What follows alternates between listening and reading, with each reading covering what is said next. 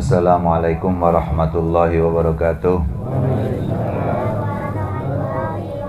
Bismillahirrahmanirrahim. Alhamdulillahilladzi ala ni'matil imani wal islam. Wassalatu wassalamu ala sayyidina Muhammadin khairil anam wa ala alihi wa ashabihil bararatil kiram. Allahumma rabbi shrah li sadri wa yassir li amri wahlul 'uqdatam min lisani yafqahu qawli, amma ba'du. Puji beserta syukur yang telah kita sama-sama panjatkan kehadrat Allah Subhanahu wa taala melalui pembacaan tahlil tahmid ratib yang mudah-mudahan semuanya menjadikan wasilah jembatan untuk kita mendapatkan taufik serta hidayah daripada Allah Subhanahu wa taala. Salawat dan salam yang mudah-mudahan Allah selalu senantiasa melimpah curahkan kepada paduka alam nabiyana wa habibana Nabi Muhammad sallallahu alaihi wasallam beserta para keluarganya dan juga para sahabatnya dan juga sekalian para pengikutnya hatta yaumil qiyamah. Alhamdulillah,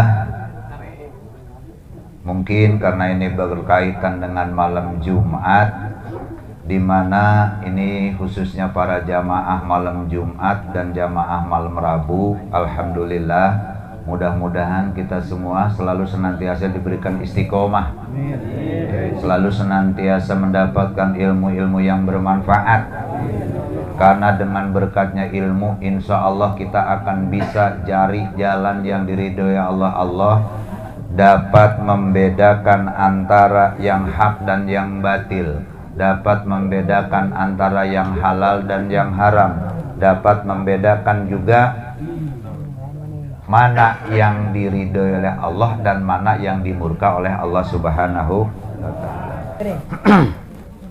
Bismillahirrahmanirrahim. Wa ruwiya an Luqman al-Hakim.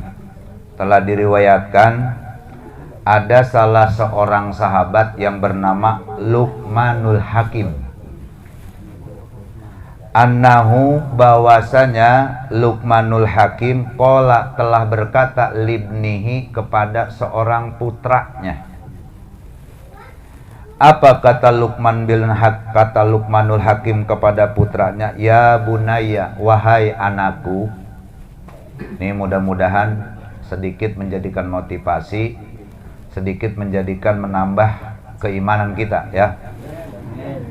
Kata sahabat Luqmanul Hakim kepada anaknya, ya bunayya, wahai anakku, innan nasa salasatu aslasin, bahwasanya manusia itu ada tiga dan dibagi sepertiga.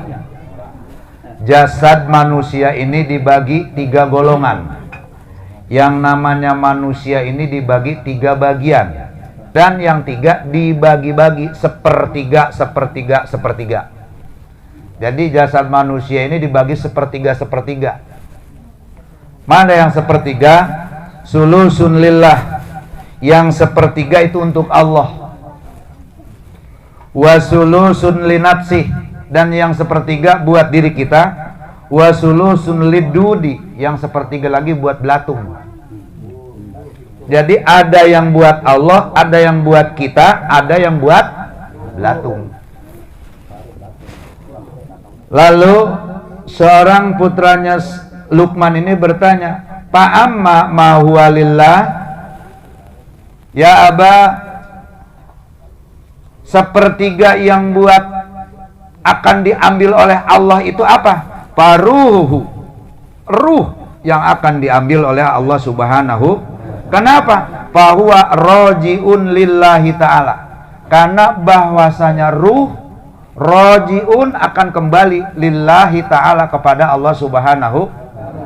Ruh milik Allah, dan ruh diciptakan oleh Allah bareng, enggak ngeteng. Dari zaman Nabi Adam dulu rohnya udah diciptakan, sampai besok cucunya Adam Jordan udah bareng, ruhnya bareng. Enggak ada umpama ruh si Ano nih diciptakannya sekarang, enggak. Ruh itu semua diciptakannya bersamaan, semuanya itu akan kembali kepada Allah Subhanahu wa ta'ala. Ruh, makanya ruh itu barang diciptakannya. Makanya kalau kita banding-banding secara akal,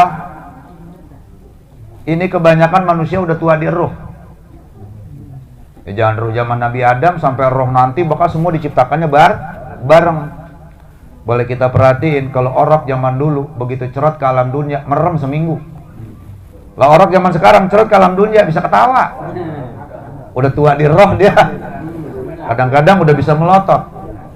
Ini Fa'amma ma huwa lillahi faruhu fahuwa raji'un lillahi ta'ala. Bahwasanya ruh ini akan kembali kepada Allah Subhanahu. Lalu wa amma ma huwa linafsi. Apa ya Aba, kata anaknya kepada Luqmanul Hakim, bahwasanya sepertiga yang akan jadi miliknya, yang jadi milik manusia sendiri, fa'amaluhu, yaitu amalnya, fahuwa raji'un linafsi bin naf'i wal idrar.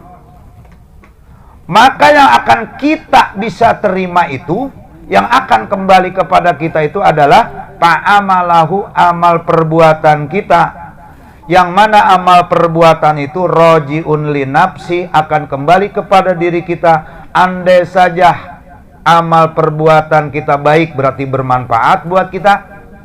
Andai saja amal perbuatan kita buruk, maka akan menjadikan penyakit buat kita. Ini yang kita milikin itu di alam akhirat kelak adalah amal perbuatan. Nah ini jamaah sekalian, milik kita itu cuma amal perbuatan. Roh milik Allah. Wa amma ma huwa lidud, ya Aba, kata putranya Luqmanul Hakim, bahwasanya wa amma ma huwa lidud, ya Aba, apa yang sepertiga lagi akan jadi bagian belatung? Fajismuhu, yaitu jasadnya akan dimakan habis oleh belatung. Fahuwa makulun lidub, karena itu adalah makanannya belatung. Daging-daging kita itu nggak bermanfaat. Jasad kita itu tidak bermanfaat. Masya Allah. Makanya jamaah sekalian, pentingnya, wajibnya kita menuntut ilmu itu tidak ada lain. Ilmu ini untuk mencari dan membedakan mana yang hak dan mana yang batil, mana yang benar dan mana yang salah. Itu diketahuinya oleh ilmu. Insya Allah keuntungan bagi orang yang menuntut ilmu, hadirnya aja, duduknya aja, ini udah dicatat sama malaikat.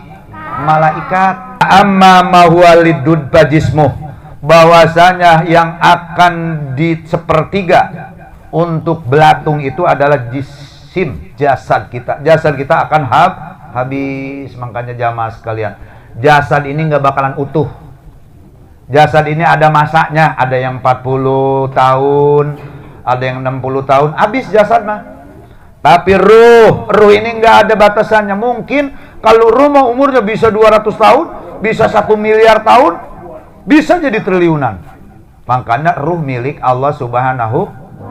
Ruh yang sudah dimiliki oleh Allah, satu saat dan satu ketika akan kita kembali kepada ruh kita masing-masing. Namun yang kita punya adalah fa'amaluhu fahuwa raji'un linafsih, yang akan kembali kepada diri kita adalah amal perbuatan kita yang selama hidup di alam dunia. Kalau saja kita perbuatan amal baik, pasti amal kita yang kita terima di sono baik, insya Allah. Dan juga berkahnya menuntut ilmu dapat membedakan antara yang halal dan haram, dan juga dapat mengobati hati seseorang yang sedang sakit. Jemaah sekalian, hati itu ada yang hati yang sakit, ada yang hatinya mati, ada yang hatinya waras. Di mana kita bisa membedakan antara orang yang hatinya sakit dan yang hatinya waras dan hatinya mati? Kita contoh, kita miara ternak ayam. Kalau saja ayam kita sehat, kita kasih beliin pur, ayam nafsu makan, sehat.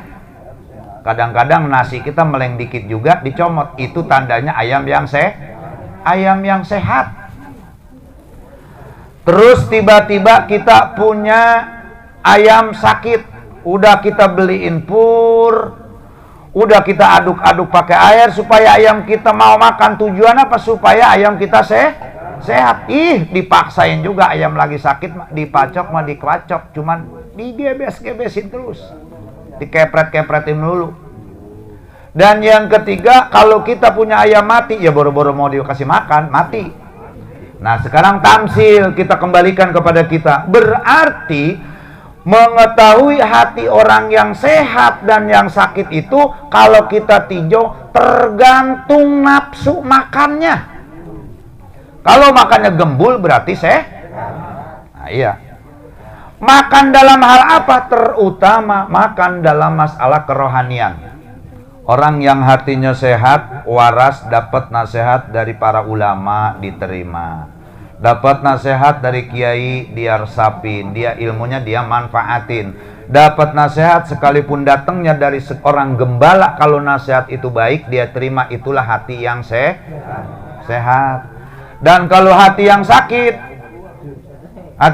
nih, hati yang sakit mah diajak ngaji ke masjid, tar dulu dah, nanti aja dulu dah, itu tandanya hati yang sakit. Berarti kalau kita tampang kita sehat, jasad kita gagah, diajak ngaji nggak mau nih, berarti itu ayam sedang kena tetelo, berarti hatinya lagi sakit. Dan kadang-kadang kalau lagi sakit mah jangankan lagi makan yang enak, jangankan lagi makan yang nggak enak, yang enak juga nggak mau. Besok diajak lagi sama temennya, bang kita nonton Jaipongan yuk. Enggak ah, gue mah nggak resep sama Jaipongan. Orang sakit mah diajak nonton Jaipongan, embung. Diajak nonton dangdut, embung. Diajak ngaji juga, embung lah orang sakit. Ngaji nggak mau, sholat nggak mau, nonton Jaipongan juga nggak. Sakit, apa yang nggak mau? Orang sakit mah, yang mudah-mudahan nih ilmu ini untuk membedakan, untuk mengobati hati kita yang sedang sakit. Mudah-mudahan hati kita sembuh. Nah, mudah-mudahan jamaah sekalian, kita jadikan introspeksi 3 perkara ini, sepertiganya buat Allah yaitu ruh, sepertiga buat kita yaitu amal perbuatan, sepertiga buat belatung yaitu jasad kita. Jasad kita ini akan habis, jangankan lama, sebulan aja kita di alam, dikubur dalam tanah, habis. Itu bagian binatang-binatang tanah yang akan memangsa kepada daging kita. Akan tetapi insya Allah, dikala kita terus dan terus berusaha untuk mengobati hati kita ini, mudah-mudahan Allah selalu senantiasa memberikan taufik dan hidayah kepada kita semua, amin. Amin. Kurang lebihnya saya mohon maaf. Billahi taufik wal hidayah. Wassalamualaikum warahmatullahi wabarakatuh.